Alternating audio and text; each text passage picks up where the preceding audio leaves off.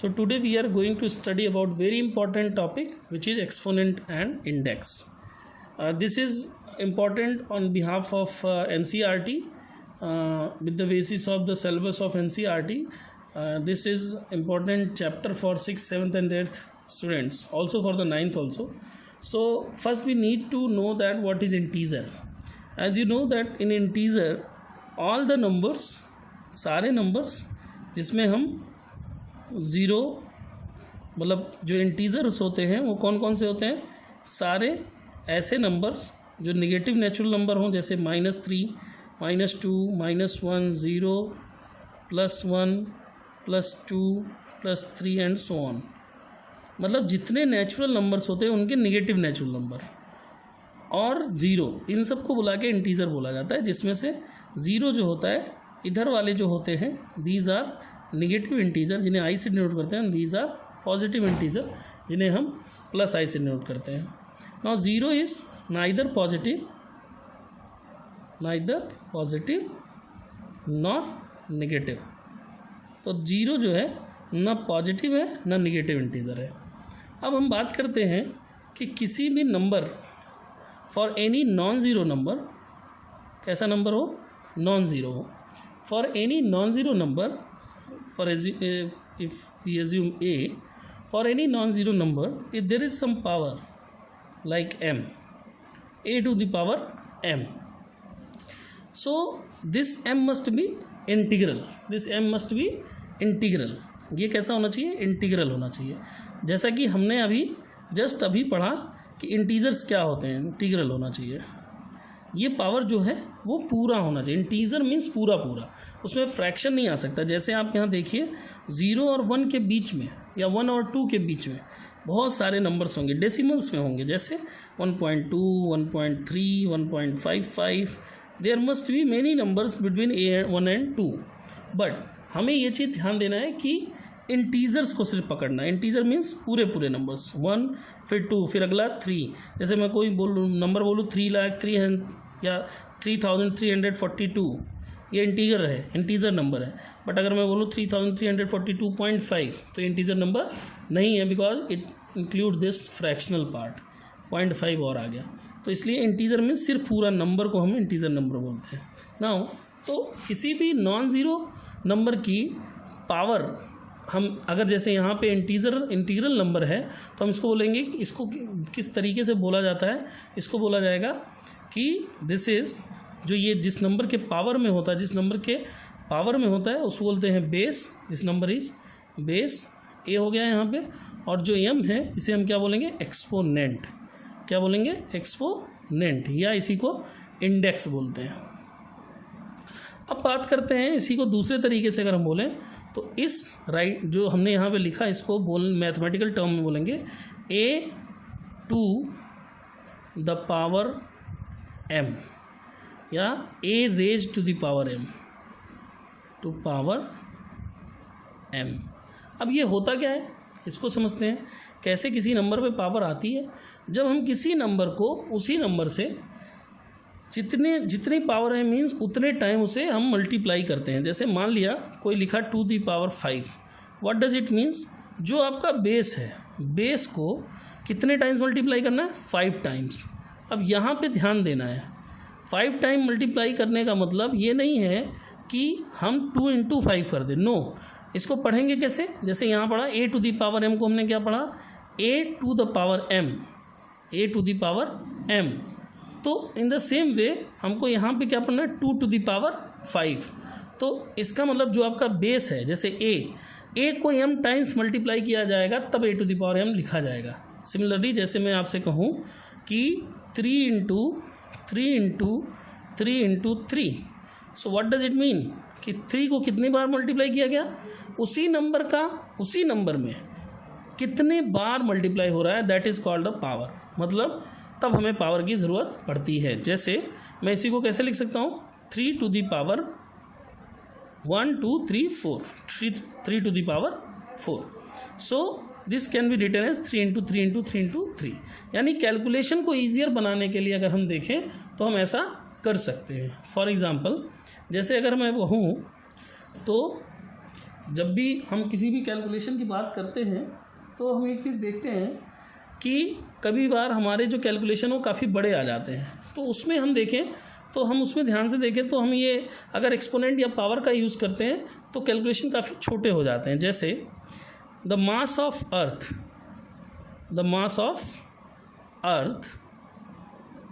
अर्थ का जो मास है दैट इज इक्वल्स टू 5970। अब ये आप देखते जाइए, अगर हम अर्थ के मास को लिखना चाहें सो आई कैन राइट 59700,000।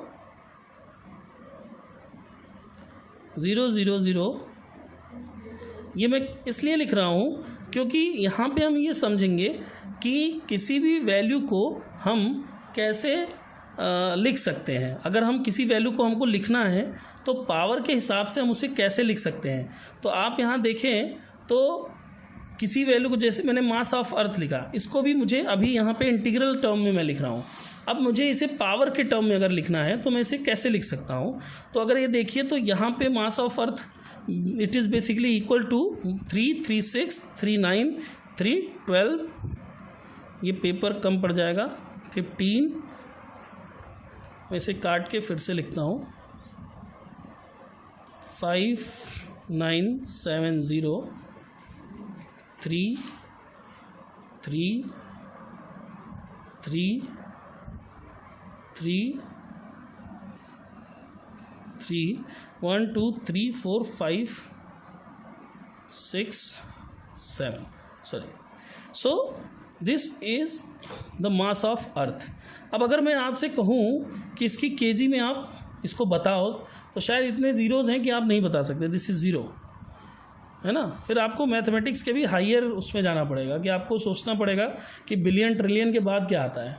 बट अगर आप चाहो तो इसको कैसे लिख सकते हो, आप ज़ीरोज़ देख लो, कितने ज़ीरोज़ हैं 1 2 3। ये 3 कैसे हैं, 7 है, 7 3 जा 21 और 1 22। तो अब इसको आप पावर के टर्म में बहुत आसानी से लिख सकते हो 5.97। 22 तक तो यहाँ था और मैंने 2 डिजिट और ले लिया तो 5.97। इसका मतलब 0.97 का मतलब क्या हुआ कि मैंने इसमें 10 टू द पावर 24 से डिवाइड कर दिया। 10 टू द पावर 24 से डिवाइड कर दिया तो उतने से मुझे मल्टीप्लाई भी करना पड़ेगा। तो इसको मैं ऐसे भी लिख सकता हूँ 10 टू द पावर 24 kg। यानी इतने बड़े नंबर को मैं फ्रैक्शनल पार्ट में और पावर टू द के टर्म में मैं रिप्रेजेंट आराम से कर सकता हूँ 5.97 into 10 to the power 24 kg। Why? Because जब भी आप कोई भी पावर का इस्तेमाल करते हो, इसको आप ऐसे भी समझ सकते हो। जैसे मैं एक छोटा सा एग्जांपल लेता हूँ। फॉर एग्जांपल जैसे कहीं लिखा हुआ है 341.5 kg, मान लिया ये लिखा है। अब इसे आपको चाहते हैं कि मैं इस डेसिमल को 2 पॉइंट और आगे ले जाऊं। तो अगर मुझे डेसिमल को 2 पॉइंट और आगे ले जाना है, इसका मतलब क्या हुआ, दो डिजिट। इसका मतलब कि मैं इसको 100 से डिवाइड करूं। जब 100 से डिवाइड करूंगा तो ये कॉमन सी रूल है कि डेसिमल क्या होगा, 2 डिजिट लेफ्ट में शिफ्ट होगा। लेकिन मैं अपने मन से तो कर नहीं सकता, इसलिए मुझे उतने से मल्टीप्लाई भी करना पड़ेगा। तो मैं इसको लिखूंगा 3.415 kg या इंटू 10 टू द पावर 2। क्यों ऐसा?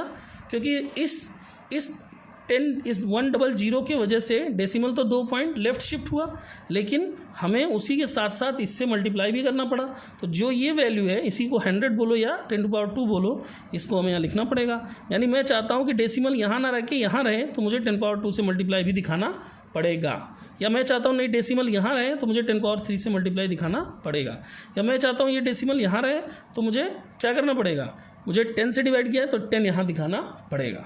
नाउ ये तो हो गया कैसे हम रिप्रेजेंट करते हैं, how to represent the power.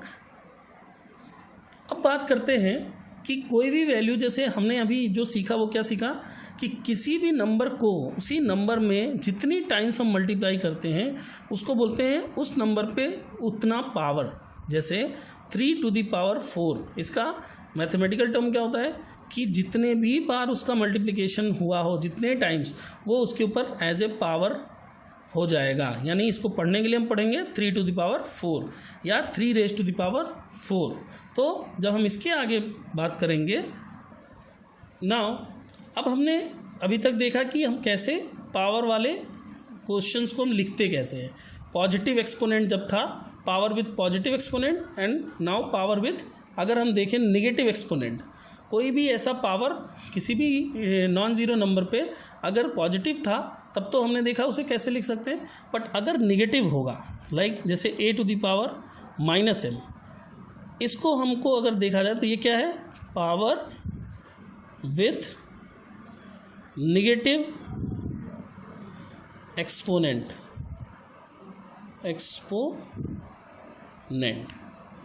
ऐसे केसेस में क्या करेंगे, जहाँ पे पावर विथ नेगेटिव एक्सपोनेंट की बात की गई है, तो ऐसे केसेस में हम क्या करेंगे कि इसे करने के लिए हम देखेंगे ध्यान से कि आपको अगर कोई भी चीज़ पावर विथ, जैसे नेगेटिव एक्सपोनेंट है, इसको करना है तो आप कैसे करोगे। तो इसको करने के लिए आपको पहले ये जानना पड़ेगा कि पावर विथ पॉजिटिव एक्सपोनेंट क्या क्या होता है।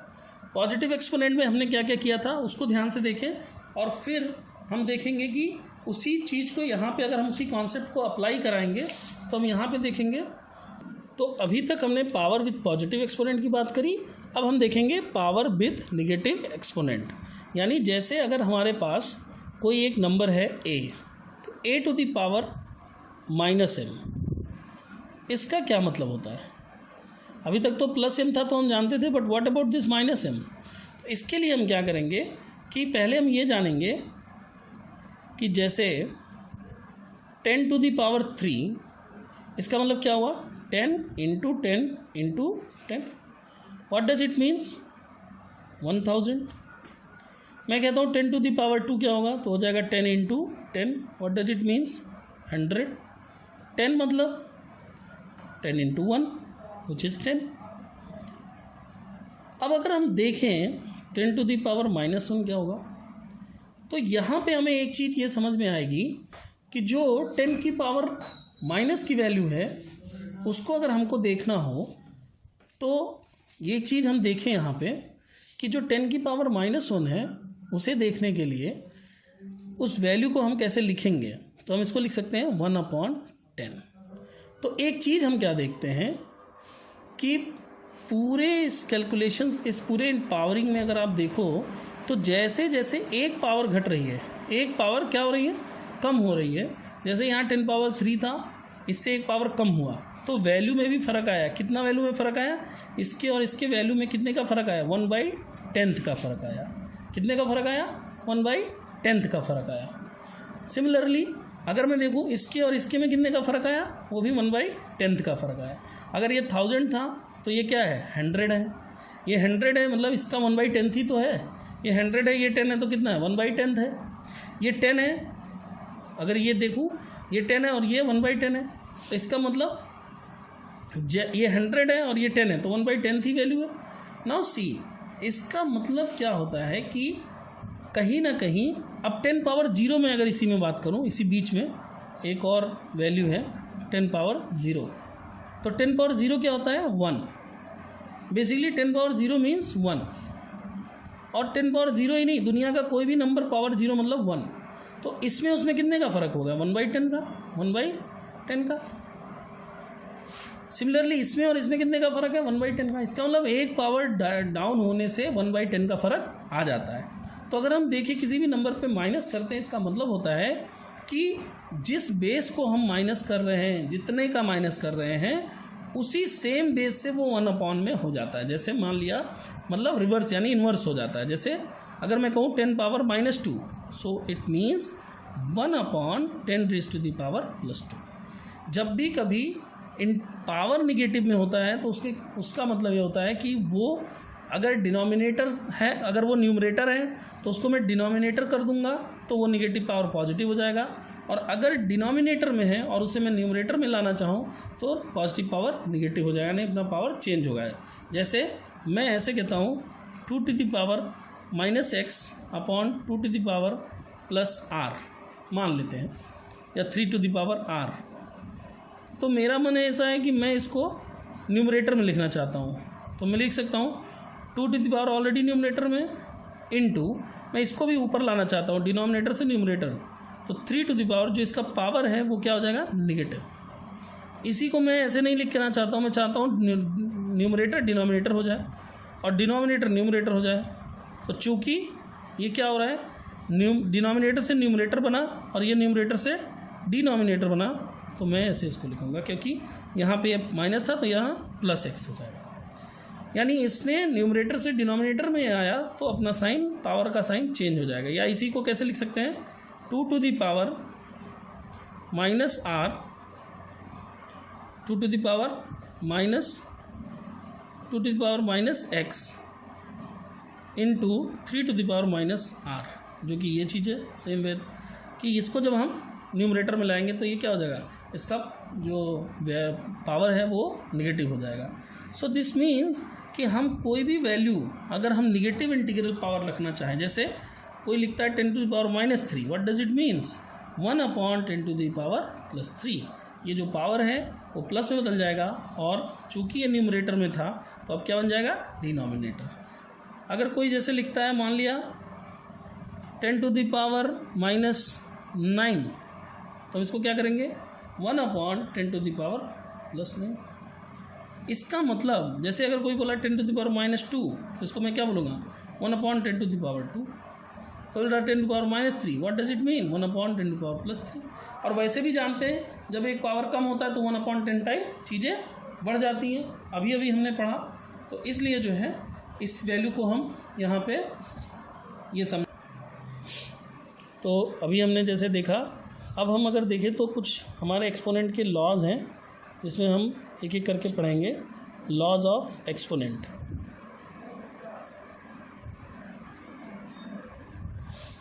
तो लॉज ऑफ एक्सपोनेंट क्या कहता है कि हम कोई भी नंबर, अगर किसी भी नंबर को हम आपस में मल्टीप्लाई करते हैं और उनका बेस सेम होता है, इट मीन्स कि जैसे मान लिया दो नंबर हैं ए, इनके बेस क्या हैं सेम है, ये भी है लेकिन इसकी पावर अलग अलग है। जैसे इसका पावर अगर m है, इसका पावर n है, ये पहला लॉ में बात कर रहा हूँ। यानी बेस सेम है, पावर डिफरेंट है, तो मल्टीप्लाई करने पे इनके पावर आपस में क्या हो जाएंगे ऐड हो जाएंगे। क्या हो जाएंगे ऐड हो जाएंगे। यानी पहला लॉ कहता है कि for same base if numbers are multiplied with each other,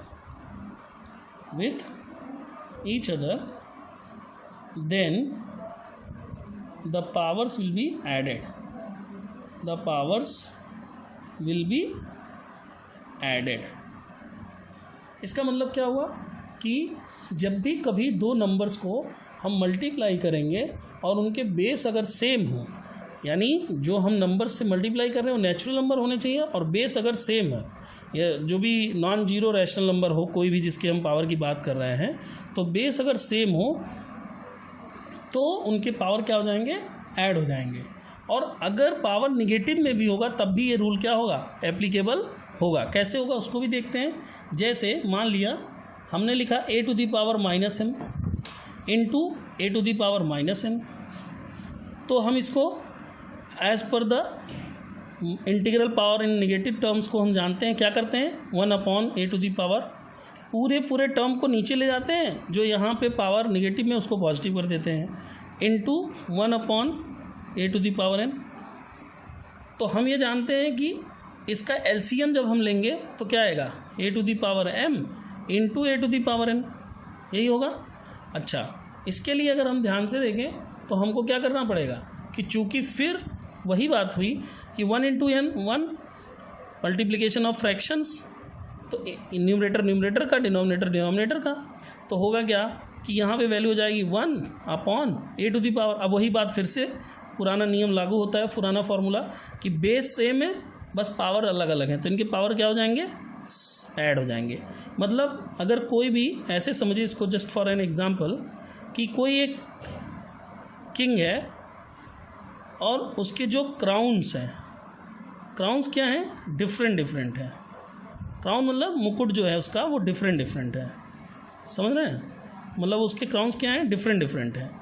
लेकिन किंग सेम है, दोनों जो दोनों हैं जुड़वा हैं, एकदम सेम दिखते हैं, एकदम सेम दिखते हैं, यानी बेस सेम है। यही वाली बात की, ये ए तो ये भी है, ये ए है, लेकिन पावर अलग अलग है इसका। इसमें यहाँ क्राउन में थोड़ा सा कर्व है इसका स्ट्रेट, यानी ये m है और ये n है। अब इसको दूसरे एग्जांपल से और देखें। फॉर एग्जांपल जैसे 4 to the power 5 into 4 to the power 3 into 4 to the power 2। So we can write, चूँकि बेस क्या है, सेम है, और हो क्या रहा है इनके बीच में, multiplication. So we can apply this formula that 4 to the power 5 plus 3 plus 2, मतलब अगर बेस सेम है तो इनके पावर मल्टीप्लाई करने पे क्या होते हैं, ऐड हो जाते हैं। तो क्या हो जाएगा, 4 टू द पावर 10। तो हम इसमें बड़े बड़े क्वेश्चंस और बड़े बड़े एग्जांपल्स भी ले सकते हैं, बट आपके लेवल पे क्या ज़रूरी है, दैट इज़ इम्पॉर्टेंट टू सी, कि आपको समझने में आना चाहिए। नाउ अब अगर हम देखें ध्यान से कोई एग्जाम्पल किसी क्वेश्चन में, कि आपको अगर मान लिया नहीं समझ में आता, for general example we can take like one example that what is the value of 5 power -1 और 5 पावर -3, को एक एग्जाम्पल ले लेते हैं, इंटू 5 पावर 6। अब हमें इसकी वैल्यू निकालनी है मान लिया, तो यहाँ ध्यान से देखिए क्या लिखा हुआ, 5 पावर -3, इसको हम क्या कर सकते हैं, 1/5 पावर 3, इसको पॉजिटिव बना लें पहली चीज़, into 5 power 6 as it is है। अब यहाँ ध्यान से देखने वाली बात है कि इसको भी हम क्या कर सकते हैं, चाहे तो इसको लिख सकते हैं 5 पावर 6 अपॉन 5 पावर 3, ठीक है। लेकिन एक चीज़ यहाँ ध्यान देने वाली बात है कि अभी हमने जो सीखा है वो किसका सीखा है, मल्टीप्लिकेशन का।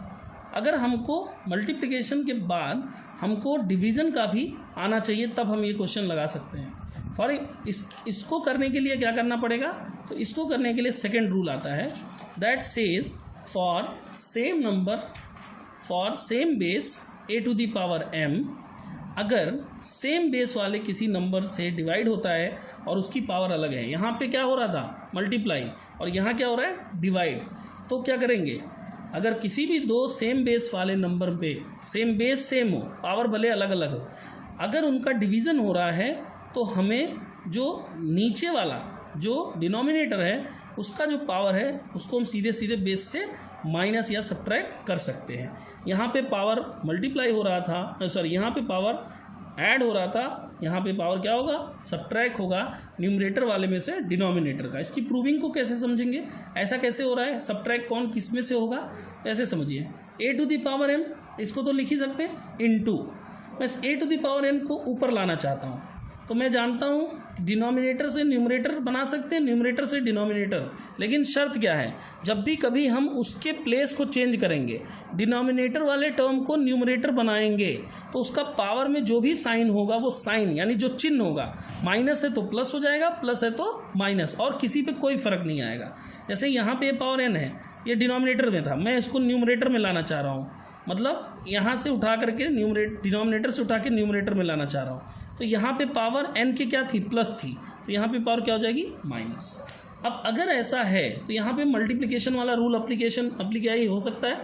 क्यों अप्लाई हो सकता है, बिकॉज बेस सेम है, और बेस सेम में पावर क्या हो जाते हैं, ऐड हो जाते हैं, तो मैं m में -n को ऐड कर लेता हूँ, तो मैं लिख दूंगा m प्लस -n, इसी को मैं चाहे ऐसे लिखूँ चाहे लिखूँ m-n, मतलब जो कोई अगर आपको कहता है 2 में -3 ऐड करो, इसका मतलब क्या होता है, या कोई कहता है 5 में -3 ऐड करो, so what does it mean, 5 plus -3, या 5 प्लस इंटू माइनस को माइनस बोलते हैं, 3 = 2, ऐसा नहीं तो 5 में -3 ऐड करो का मतलब हो जाएगा 5 और 3 8, नो, -3 ऐड का मतलब -3 को ऐड करना है, इसका मतलब 5 रुपीज़ आपके पास थे प्लस है, और 3 रुपीज़ आपने किसी से बोरो किया था, उधार लिया था, तो आप इसको जब ऐड करोगे यानी आपके जेब में कितने बचे, तो आपके जेब में 5 रुपये थे, 3 रुपये किसी से आपने उधार लिए, तो ओवरऑल अगर देखो तो उसका 3 रुपये आप उसको दे दोगे, तो जब मैं इसको ऐड करूँगा, मैं अपने पास लूँगा,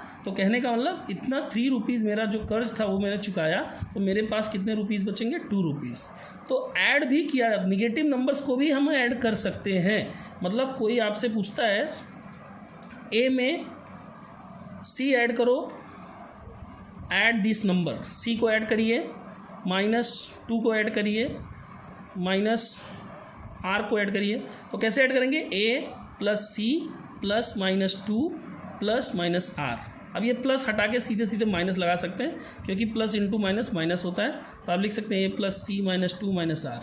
आपने ऐड कर दिया, a में c ऐड किया, c में 2 क्या किया, चाहे इसको कहेंगे c से 2 को माइनस किया, चाहे कहेंगे कि c में -2 ऐड किया, और यहाँ कहेंगे -2 में -r ऐड किया।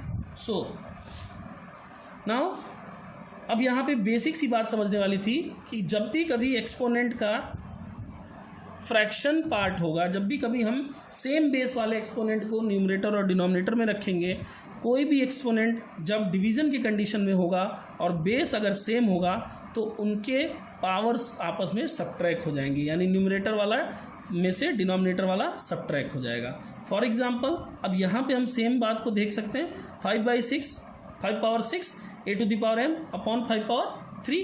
तो हम इसको क्या कर सकते हैं कि 5/6 यम वाला एज इट इज़, और ऊपर वाला क्या जाएगा? Negative -3। So 5/3 this will be your answer. यानी आपसे कोई पूछे, अच्छा बताओ 10⁻6/10⁻12 वैल्यू बताओ, तो क्या करेंगे? 10⁻6 में से 12 माइनस हो जाएगा, ओवरऑल वैल्यू माइनस में ही आएगी, -6। और इसको चाहो तो आप प्लस में लिख सकते हो 1/10⁻6।